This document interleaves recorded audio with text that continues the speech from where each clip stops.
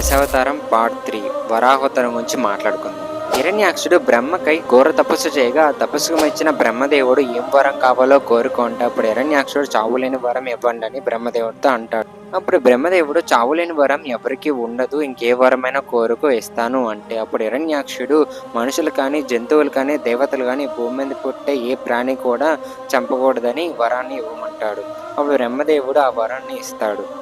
అప్పుడు హిరణ్యాక్షుడు వరుణదేవుడి దగ్గరికి వెళ్ళి యుద్ధానికి రమ్మంటాడు. అప్పుడు వరుణదేవుడు నీతో నేను యుద్ధం చేయలేను, నీతో యుద్ధం చేయగల యోధుడు ఒక మహావిష్ణువే, మహావిష్ణు యుద్ధానికి పిలు అని రెచ్చగొడతాడు. మహావిష్ణువు యుద్ధానికి రావాలంటే అధర్మం జరగాలని హిరణ్యాక్షుడు ఆలోచించి భూమిని సముద్రంలో ముంచేస్తాడు. అప్పుడు భూదేవి మహావిష్ణువు దగ్గరికి వెళ్ళి నన్ను కాపాడమని వేడుకుంటుంది.